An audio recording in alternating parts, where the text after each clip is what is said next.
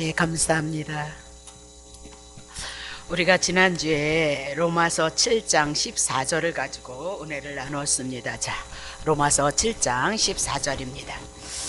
우리가 율법은 신령한 줄 알거냐?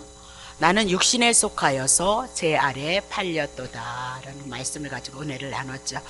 자, 분명히 하나님께서 모세를 통하여서 우리들에게 주신 율법은 하나님께로부터 온 거죠. 그렇죠? 하나님께로부터 왔기 때문에 율법은 신령하다 그렇게 얘기를 하죠.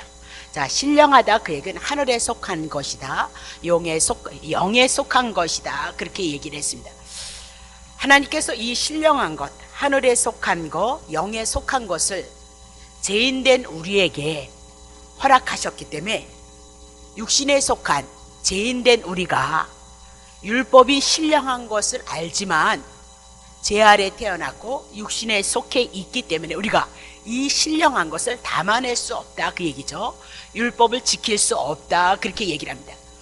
그러면 하나님께서 우리들에게 율법을 주셨다는 것은 너네들이 육신에 속한 자고 땅에 속한 자고 율법을 지킬 수 없는 자기 때문에 너네들은 죄인이라는 것을 알라고 우리들에게 율법을 주셨다 그렇게 말씀을 했습니다. 자, 그러면 하늘에 속한 이 율법은 신령한 건데 우리가 지키지 못하는 이것을 하늘에 속한 분이 오셔서 율법을 지켜주시고 그 율법을 우리에게 전가시켜 준다는 것이 성경 전체에 대한 내용이다 그렇게 얘기를 하죠. 그럼 하늘에서 누가 오셨냐? 신령한 분이 오셨는데 마태복음 1장 18절 예수 그리스도의 나심은 이러하니라.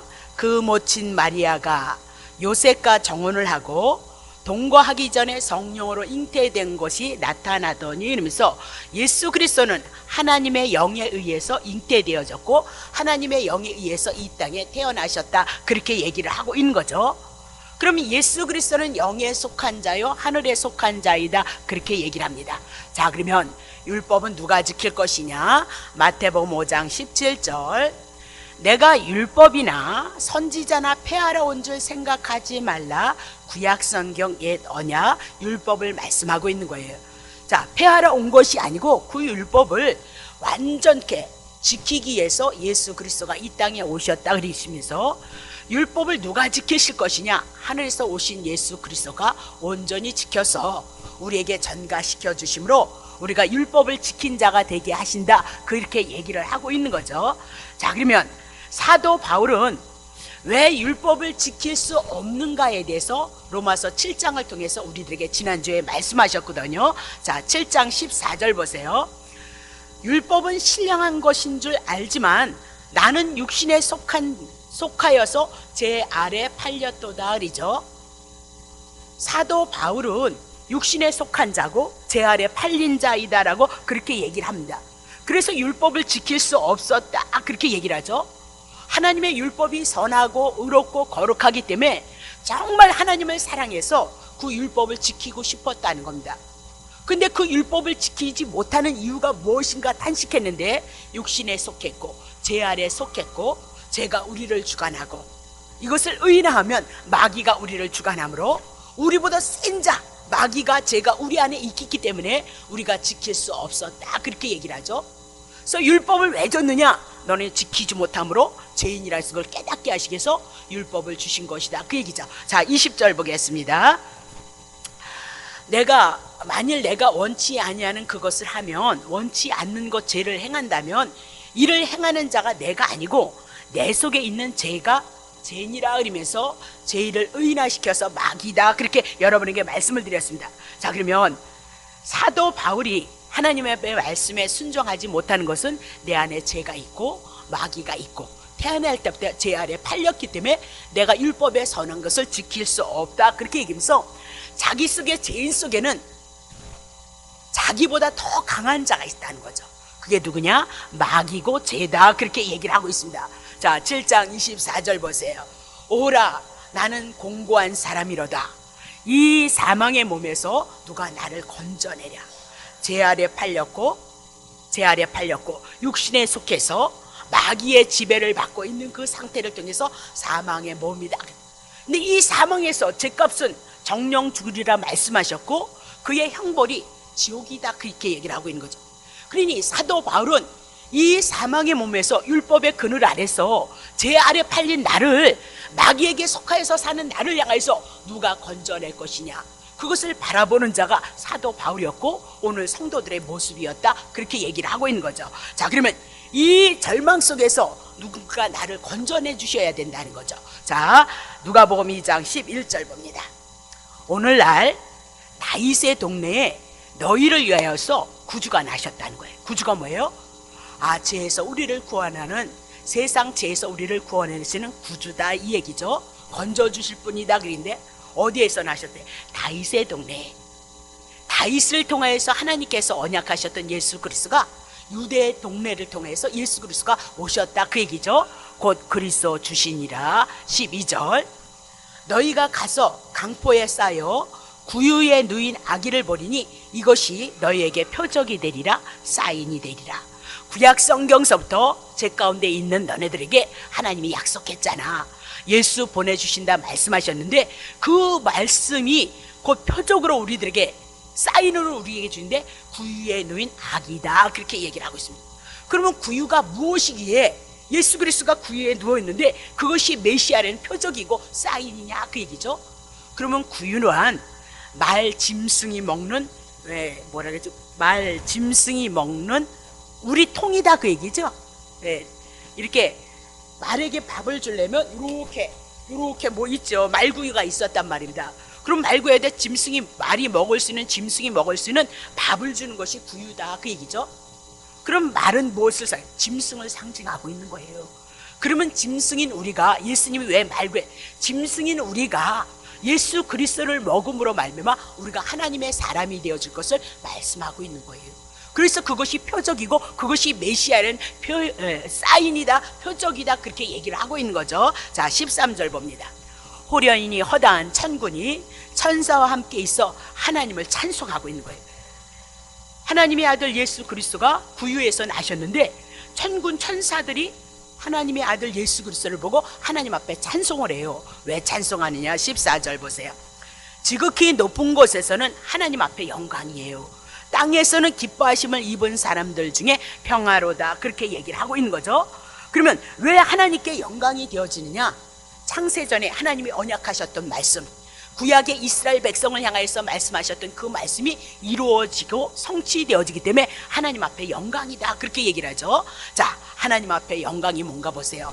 자, 에베소서 1장 4절입니다. 그 창세전의 말입니다. 먼저 하나님의 나라의 말입니다. 영원한 하나님의 나라, 천국에서 말입니다. 창세기 1장 1절이 생기기 이전에 영원한 하나님의 나라에서 그리스도 안에서 사도 바울의 일행을 택하셨다는 거죠. 택했는데 우리로 사랑 안에서 그 앞에 거룩하고 흠이 없게 하시려고 하나님이 영원전부터 계획하셨고, 그 영원전에 계획하셨던 당신의 마음과 생각을 창세기를 통하여서 구약에서부터 이미나도 언약하시고 말씀하셨는데 그 말씀이 예수 그리스도가 이 땅에 오심으로 하나님의 언약이 성취되어졌다 그렇게 얘기를 합니다. 자, 그러면 에베소서 1장 4절을 통해서 우리는 두 가지 법을 봐야 된다 그 얘기를 하고 있는 거죠. 자, 두 가지 법이 뭐냐면 예수 그리스도로 말미암아 우리가 거룩하고 흠이 없게 하시려고 그랬습니다. 그러면 우리가 거룩하고 흠이 없게 하시기 위해서 예수 그리스도가 이 땅에 오셔서 우리의 죄의 문제를 해결할 것을 말씀하고 있는 거잖아요. 그렇다면 그 이전에 예수 그리스도를 통해서 구원을 얻기 이전에 여러분과 나는 거룩한 자가 아니에요. 흠이 있는 자다 그 얘기죠. 죄 가운데 있는 자다 그 얘기죠. 옛 언약 율법 아래 있는 자다 그렇게 얘기를 하고 있어요. 그래서 언약하신 예수 그리스도가 이 땅에 오셔서 여러분과 나를 향하여서 새 언약 복음으로 여러분과 나를 위해서 건져주실 것을 하나님이 언약하셨고, 그것을 이스라엘 백성 아담으로부터 쭉 구약의 시대에 이스라엘 백성들에게 말씀하셨고, 그 말씀이 예수 그리스도를 통해서 이제 이루어지고 성취되어짐으로 하나님 앞에는 영광이다 그렇게 얘기를 하고 있는 거죠. 자, 그러면 하나님께서 죄 가운데 사망 가운데 있는 자들을 향해서 구원하실 것을 영원전에 계획하시더니 구약의 이스라엘 백성들에게 말씀하시더니 때가 되어짐으로 하나님이 언약하신 그 예수 그리스도가 아기로 이 땅에 딱 구유에 누우셔서 태어나심으로 하나님 앞에 영광이다. 그 언약하셨던 그 말씀, 죄에서 구원하시고 우리가 예수 그리스도를 통해서 의롭고 흠이 없게 되어질 그것을 향해서 이루실 때가 되어지므로 하나님 앞에는 영광이다, 그렇게 얘기를 하고 있는 겁니다. 근데 중요한 것은 뭐냐면 땅에서 기뻐하심을 입은 자들에게는 평화라다, 그렇게 얘기를 하죠. 모두 다가 아니에요. 땅에서 하나님의 기뻐하심을 입은 자만이 평화이다, 그렇게 얘기하죠. 그러면 하나님의 기뻐하심을 입은 자가 뭐냐?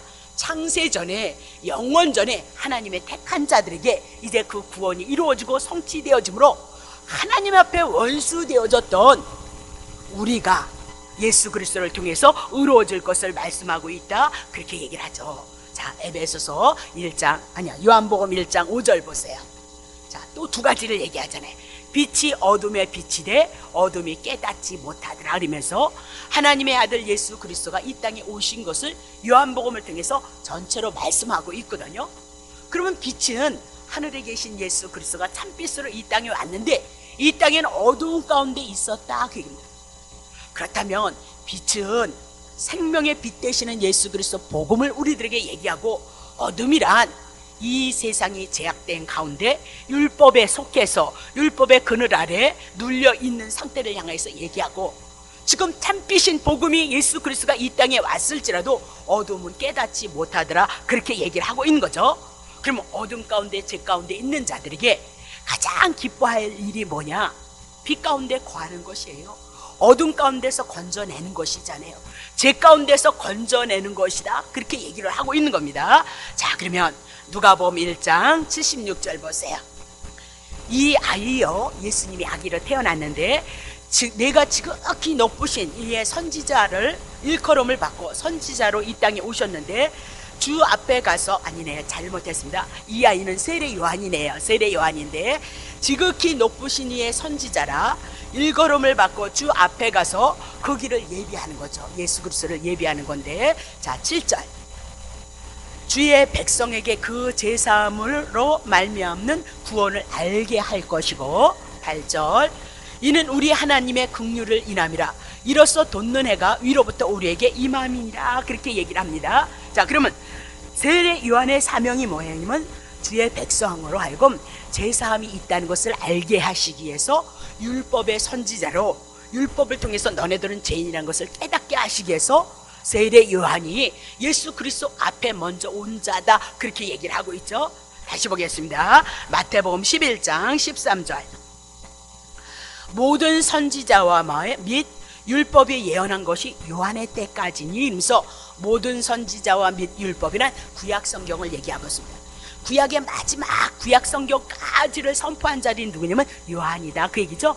그러면 요한은 율법의 선지자요, 구약을 대표하는 선지자요, 옛 언약의 선지자이다, 그렇게 얘기를 하고 있습니다. 그러면 율법이란 수도 없이 말씀드렸어요. 죄를 깨닫게 하시기 위해서 율법을 주신 것이다. 세례 요한을 통해서 수많은 율법을 우리에게 주신 것은 너네들 율법 지키지 못하지, 그러니까 너네들 죄인이란 거 깨닫느냐? 심판 가운데 지옥불에 떨어져야 된다는 건 너네들 알고 있느냐? 그것을 사명을 감당한 자가 세례 요한이다, 그럽니다.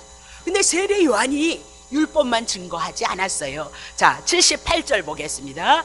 자 78절 누가복음, 이는 우리 하나님의 긍휼을 인함인데 이로써 돋는 해가 위로부터 우리에게 임한, 어둠 가운데 있는데 이제 돋는 해가 올라올 것이다, 그렇게 얘기했죠.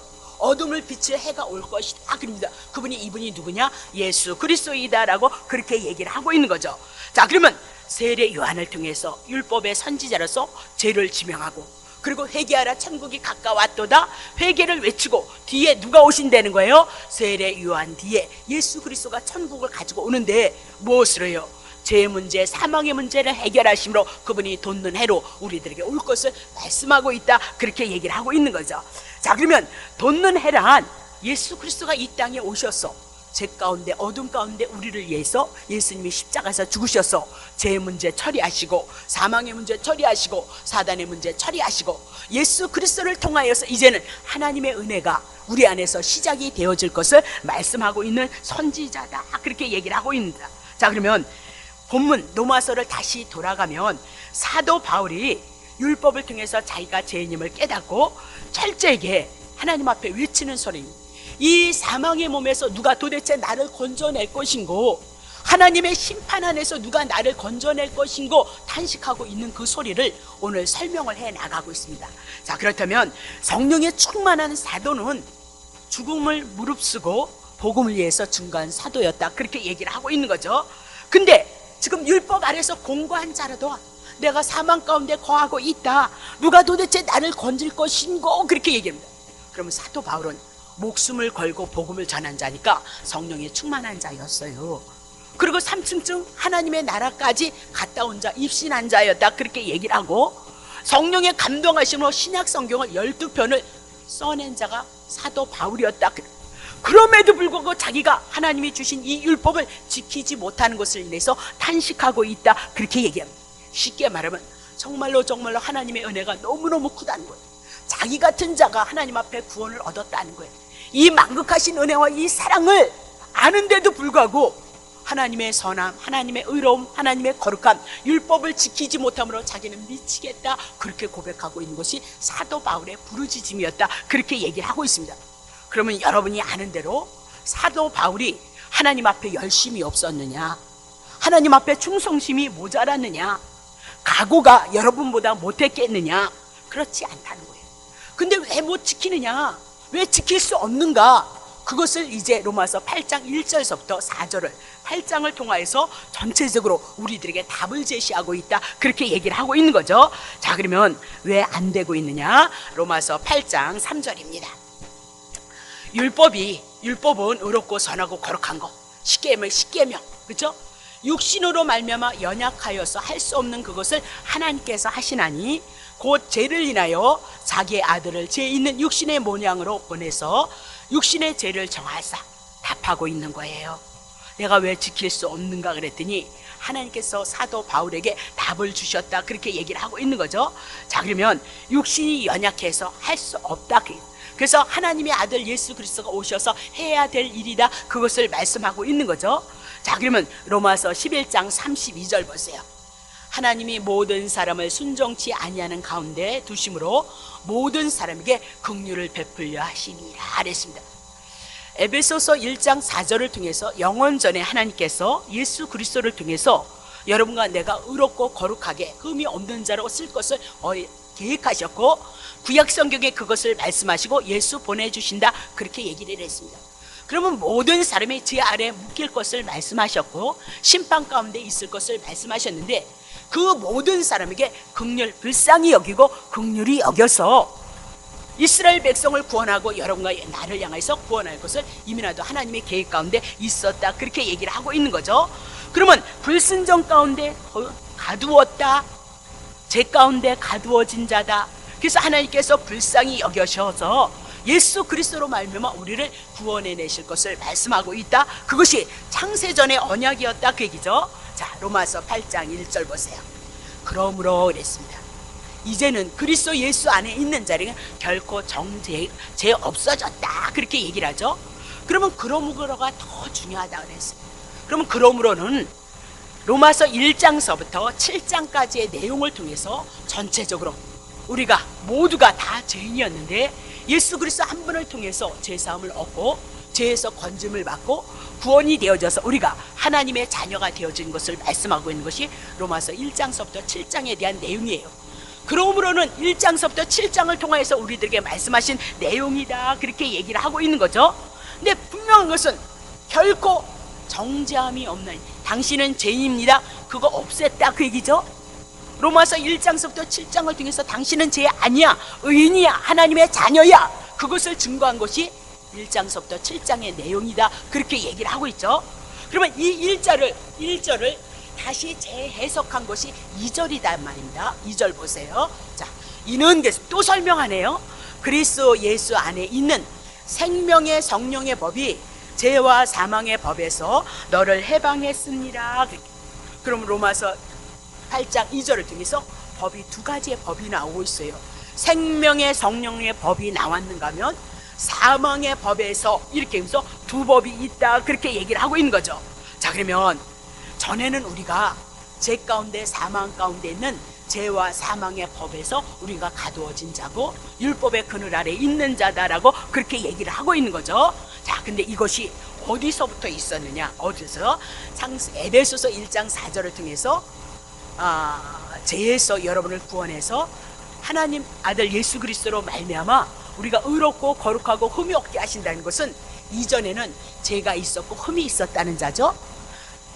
에베소서 창세 전에서부터 하나님께서는 하나님 안에 두 법이 있었다, 그 얘기를 하죠. 자, 그것을 영원전에 묵시 속에 있었던 것을 세상의 역사에, 이 세상의 창세기서부터 요한계시록에 우리가 살아가는 이 세상의 역사에 이미 하나님이 말씀하셨다, 그 얘기죠. 자, 창세기 2장 9절입니다.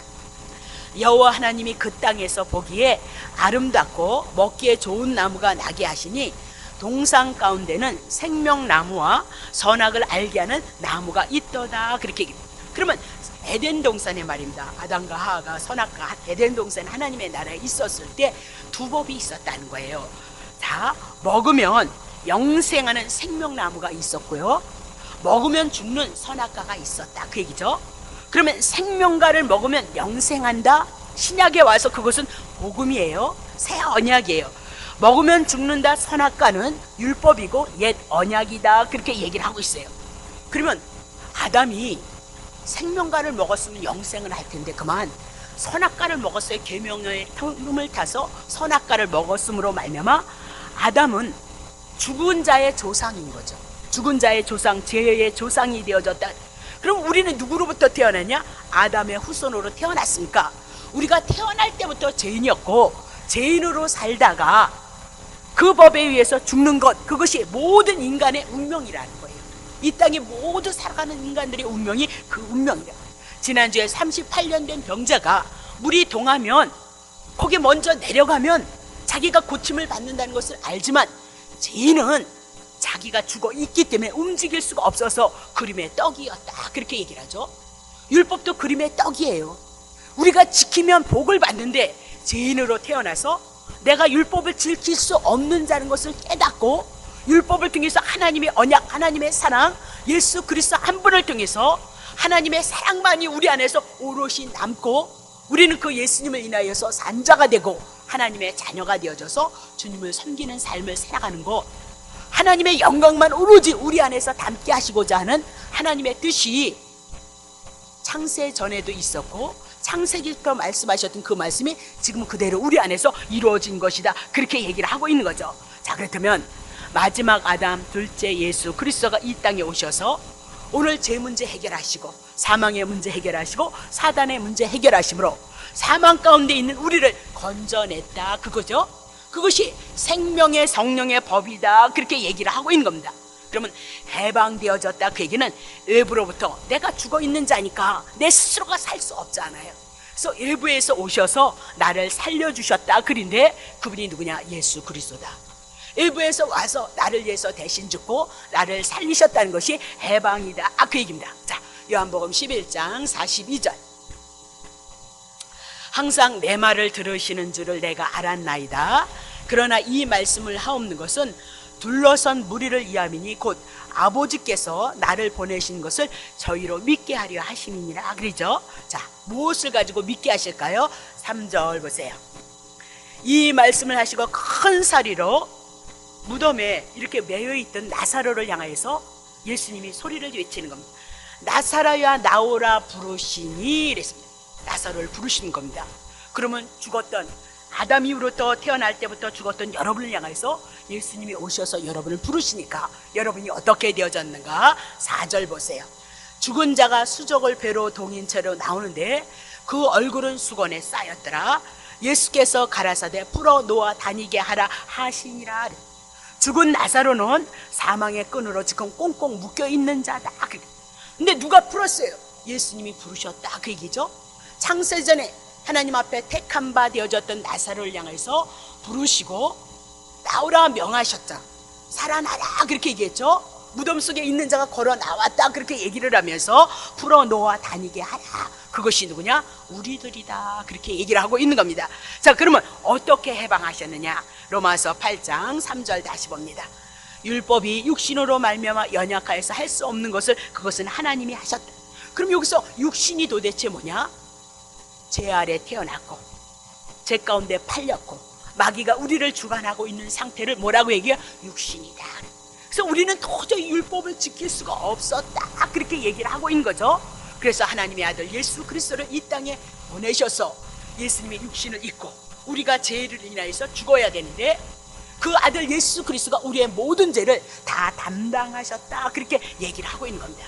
자, 이사야 53장 5절 보세요.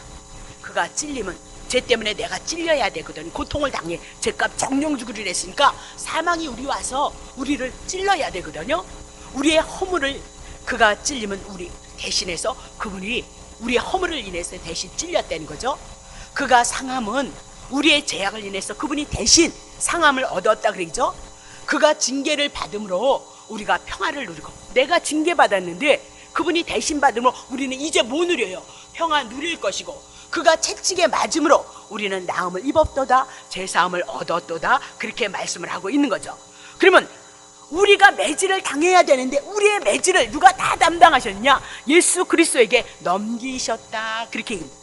예수님이 대신 죽으심으로 죄를 정하셨다, 그 얘기입니다.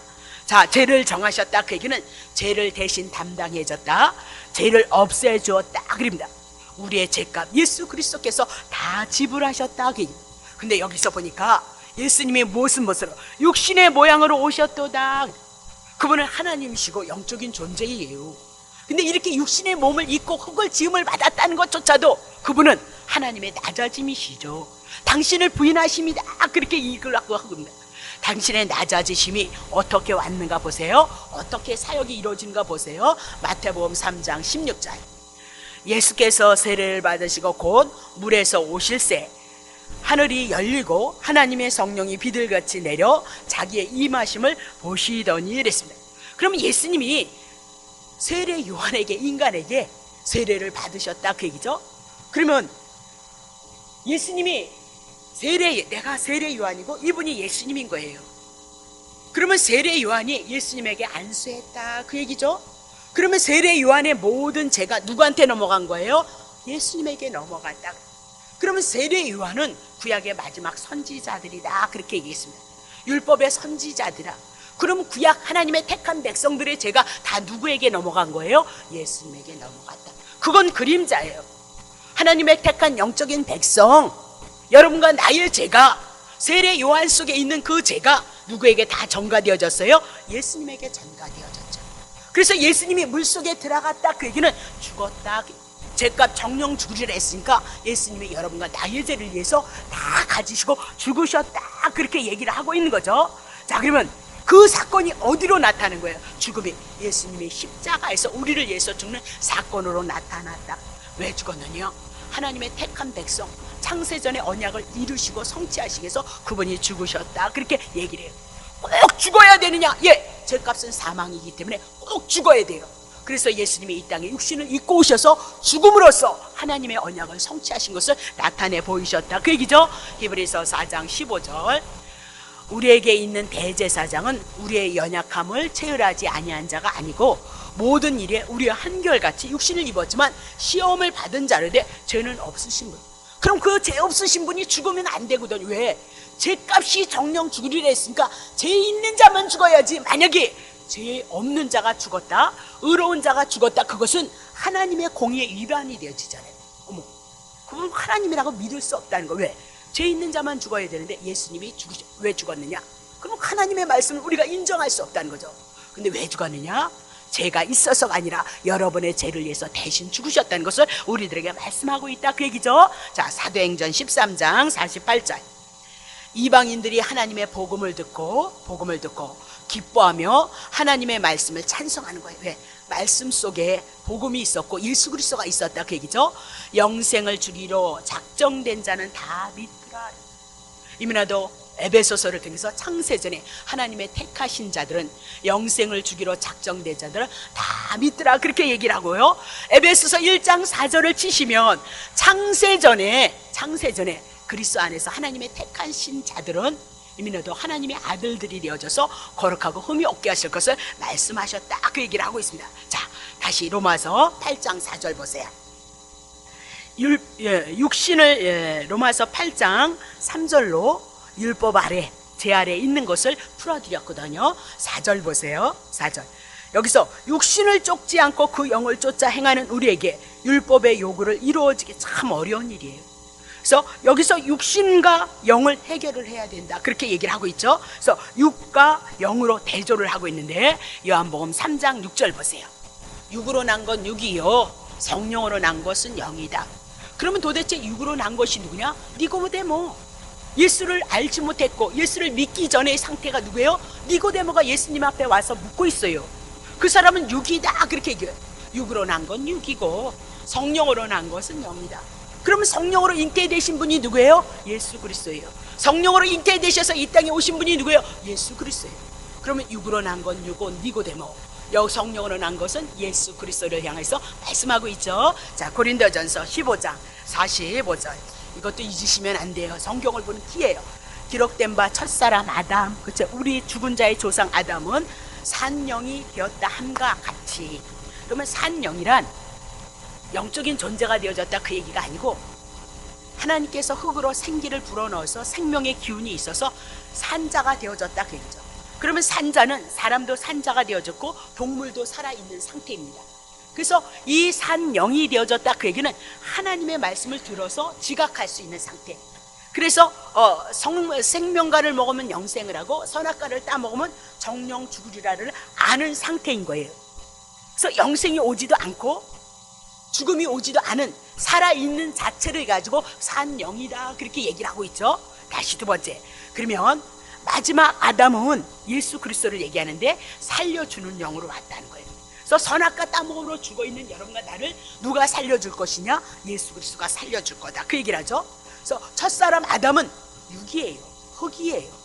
율법의 그늘 아래 있을 것을 말씀하시고, 두 번째 아담은요, 예수 그리스도는 이 땅에 오셔서 복음 가지고 오셔서 우리를 살려주는 영으로 우리들에게 말씀하고 있죠. 6절 보세요. 그걸 풀어놨잖아요. 그러나 먼저 아담은요, 신령한 자 아니에요.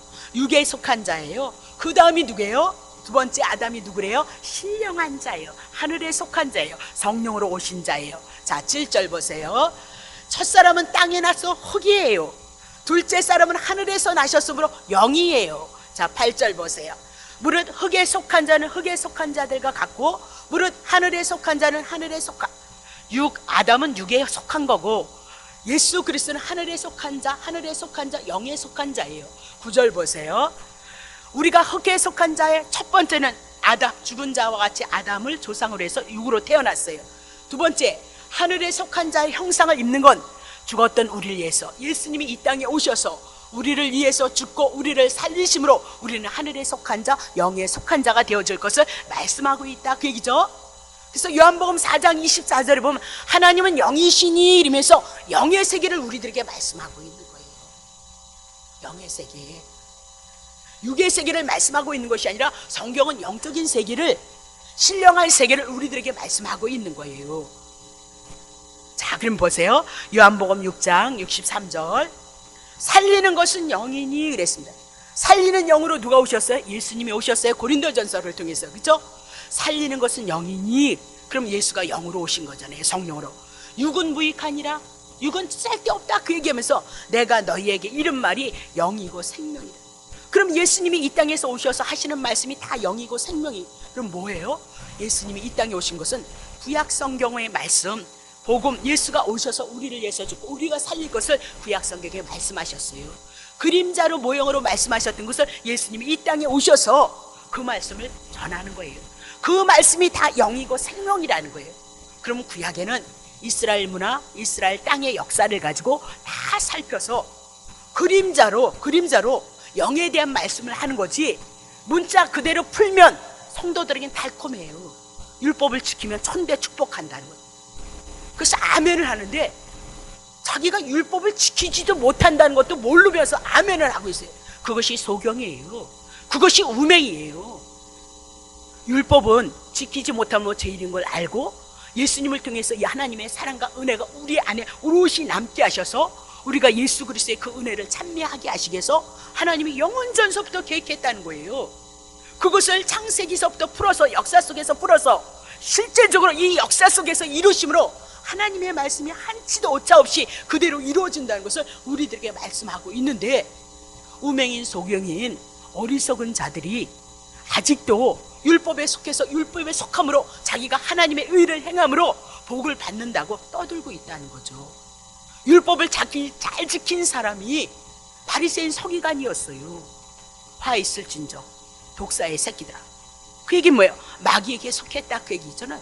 너네들에게 반드시 심판이 있다, 저주받을지어다. 왜? 예수가 없으니까 그들에겐 심판이 있을 수밖에 없고 저주가 있을 수밖에 없다, 그렇게 얘기를 하잖아요.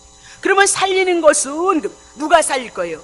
둘째 아담 예수 그리스도가 오셔서 살릴 것을 말씀하고, 육은 무익하니 내가 말하는 것은 하나님이 창세전에 언약하셨고 창세기에서부터 언약하셨던 그 예수 그리스도를 통해서 우리를 살리는 복음에 대한 말씀이다, 그렇게 얘기를 하잖아요. 자, 고린도후서 3장 6절, 저가 또 예수 그리스도가 또 사도 바울의 일행을 인해서 새 언약의 일꾼이 되기에 만족하셨으니, 그러면 새 언약이 있으면 옛 언약이 있었다 그 얘기죠. 그래서 성경에는 두 번밖에 없다 그랬어요. 창세기 2장 9절을 통해서 선악과 율법이 옛 언약이 있는가 하면 생명과 복음이 있었다, 그렇게 얘기합니다. 옛 언약은 세례 요한의 때까지예요. 율법은 세례 요한의 때까지예요. 세례 요한 뒤에 예수 그리스도가 오심으로 새 언약 복음의 일꾼이 되신 거죠. 예수 그리스도가 우리를 위해서 죽고 우리를 살리셨으니 이제 우리에게 하나님의 나라가 임했습니다. 그것을 증거한 것이 사도 바울이잖아요. 자, 의문으로 하지 아니하고, 로마서 7장 6절을 통해서 많이 풀어드렸어요. 2시간을 하려 했어요. 의문으로 하지 아니고 오직 영으로 하미니 의문은 죽이는 것이요 율법 선악과 정령 죽으리라. 영은 살리는 것이니라. 복음은, 예수 그리스도는, 새 언약은 우리를 살린다 하겠습니다. 자, 요한복음 1장 17절, 율법 사람이 받은 계명은 모세로 말미암아 주신 것이고, 그래서 모세가 가나안 땅 못 들어가요. 보기만 했어요. 율법으로서는 하나님의 나라 못 들어가요. 은혜와 진리는 예수 그리스도로 말미암은 것이다. 은혜로서 진리로서 우리가 하나님 앞에 나아갈 수 있고 하나님 나라에 들어갈 수 있는 것은 예수 그리스도 복음뿐이다, 그렇게 얘기를 하고 있는 거죠. 자, 로마서 8장 9절 조금만 더 할게요. 만일 너희 속에 하나님의 영이 거하시면 다음주에 할 거예요. 너희가 육신에 있지 아니하는 자요, 육에 속한 자 아니, 제 아래 팔린 자 아니, 영에 있는 자니, 복음 새 언약에 있는 자니, 누구든지 그리스도의 영이 없으면 그리스도의 사람이 아닙니다. 그렇다면 여기서 로마서 8장 4절에 육신을 쫓지 않고 그 영을 쫓아 행하는 우리에게 율법의 요구를 다 이루어짐이라, 그 말씀이 여러분 해석이 되셔야 돼요. 다시 로마서 8장 4절 쳐보세요. 자, 8장 4, 육신을 쫓지 않고 죄 아래, 그렇죠? 율법 아래, 마귀 아래 있지 아니하고 우리는 영을 쫓는다, 복음을 쫓고 복음을 믿고 있다, 그것으로 풀으셔야죠. 그래서 우리에게 율법의 요구를 이루어지게 하려 하시면, 율법이 죄값 정령 주래 너 죽어야 되잖아 그러잖아요. 예수님 대신 지불했다, 그 믿음 가지셔야 된다는 거죠. 그럼 오늘 굉장히 중요한 거예요. 우리가 이제 살아가면서 이렇게 얘기합시다. 어느 날 부흥 강사, 너무 부흥 강사님은 그거 하나? 하여튼 쉽게 얘기하긴 그래요. 자, 부흥 강사님이 오셨어요. 부흥회를 한 날. 근데 어떤 한 사람을 딱 세운 거예요. 당신 11조 하려 했는데 11조 안 한 거 있지? 어메, 보통 11조는 했는데 생활에서 공짜로 이렇게 저렇게 들어온 것은 떼어먹었네. 그러니까 온전은 11조 안 했구만, 이렇게 얘기를 해봅시다. 그러면 내 마음이 뭐야? 아, 그렇지, 그것도 떼어먹었지. 저 집사가 내가 달걀 한 판을 줬는데 3개는 하나님 앞에 11조를 해야 된대. 왜? 다 마태복음 11장인가 12장에 보면 온전히 했잖아요. 뭐 그거 떼어먹었네. 그러니까 또 딱 율법에 걸리는 거예요. 그러면 여러분 죽어 있는 자예요. 마귀가 여러분을 끌고 다닌 자예요. 여러분 심판 가운데 있는 자다, 그 얘기를 하고. 그러면 여러분이 어머 그렇습니다, 하나님 용서하시고 목사님 내가 다음부터는 절대 결혼세계 안 떼어먹겠습니다, 이렇게 하는 것은 지금 어디를 쫓고 있는 자요? 육을 쫓고 있는 자다. 비록 우리가 연약해서 그만한 실력이 안 돼서 하나님을 향하여서 하나님 앞에 드려지지 못했을지라도 하나님이 그 율법의 요구를 다 이루셨다는 것을 가지고 은혜가 얼마나 크냐, 그 사랑하심이 얼마나 크냐, 은혜로서 사랑으로서 여러분을 보듬고 있으니 하나님 그 사랑이 내 안에 실제가 되어지고 믿음이 되어져서 하나님 나에게 은혜가 넘치게 하시고 사랑이 넘쳐서 그 그것까지도 감당할 수 있는 자가 되게 하옵소서. 하지 말라는 얘기 아니죠. 그렇게 써먹으시면 안 된다 그 얘기입니다. 로마서 12장서부터 다 해나갈 거예요. 그건 믿으면 하나님을 사랑하는 자의 모습이 아니다. 그러나 분명한 것은 법적으로 여러분이 설사 죄를 짓고 넘어지고 쓰러졌을지라도 여러분은 어떤 자예요?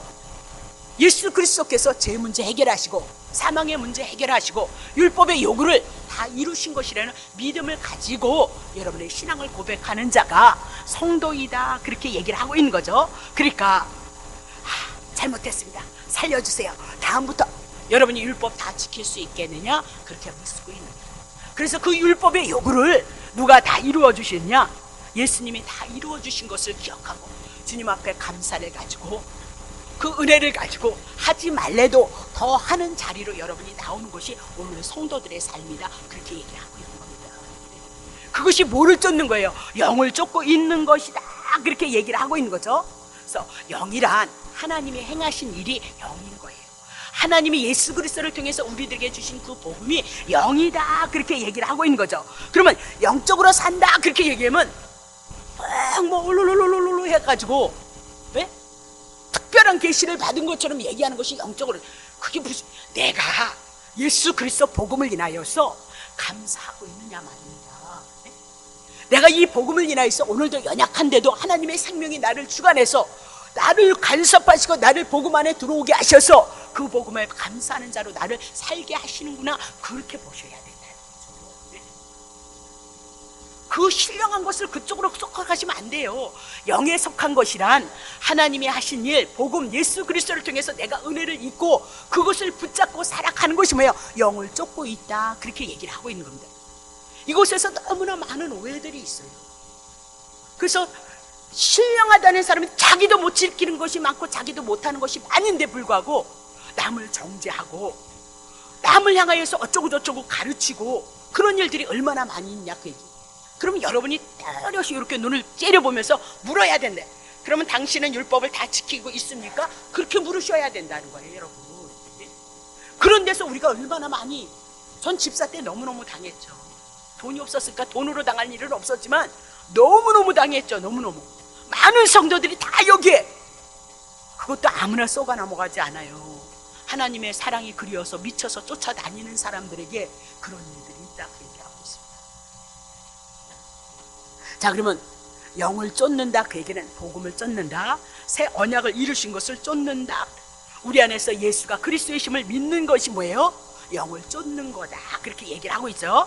그래서 육신을 쫓지 않고 율법의 행위를 쫓지 않고, 자, 영을 쫓아 행하는 우리에게 복음을 붙잡고 복음을 인하여서 하나님의 은혜와 사랑을 붙잡고 있는 우리에게는 율법의 요구를 율법의 요구가 예수 그리스도를 통해서 다 이루어졌다는 믿음을 갖고 사는 자가 영을 쫓는 자의 모습이고 성도의 모습인 것을 믿으시고 예수님 안에서 이 주신 은혜가 여러분 안에 풍요롭고 감사로서 넘쳐서 주님을 바라보시고 소망하시고 연약한 부분들을 더 굳게 세우셔서 주님의 뜻을 이뤄내시기를 예수님의 이름으로 축복합니다.